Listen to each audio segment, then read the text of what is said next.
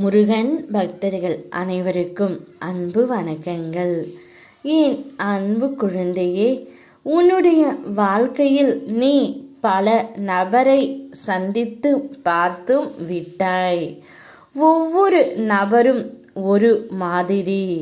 உன்னுடைய அருகிலேயே இருந்து கொண்டு உனக்கு துரோகம் இழைப்பவர்களும் இருக்கிறார்கள்.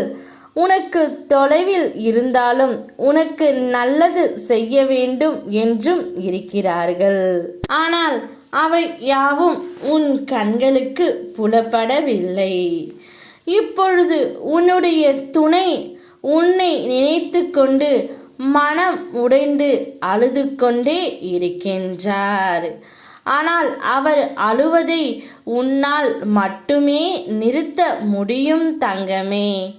ஏனென்றால் உன்னை நினைத்து நினைத்து நினைத்து உருகி உருகி உருகி அழுது கொண்டும் மிகுந்த மன வேதனையிலும் இருக்கின்றார். அந்த அளவிற்கு உன்மேல் பைத்தியமாகி இருக்கின்றார் தங்கமே. என்னுடைய உயிரான துணை, அதை உன்னால் மட்டுமே நிறுத்த முடியும். அவருடன் நீ சேரும் காலம் வந்துவிட்டது.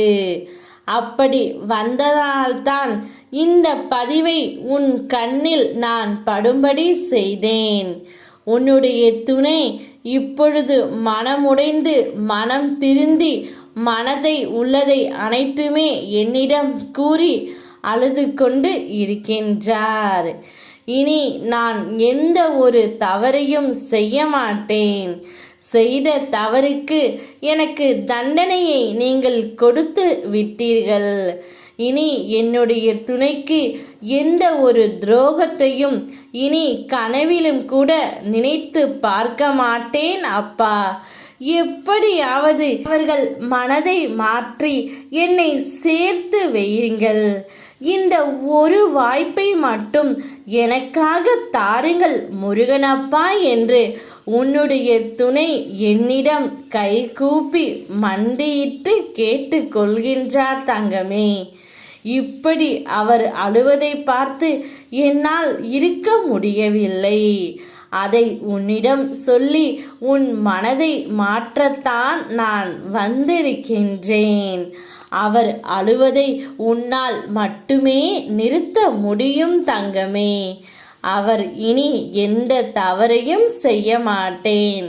தவறு செய்ய உன் அப்பா நான் அனுமதிக்கவும் மாட்டேன். மன்னித்து ஏற்றுக்கொள்.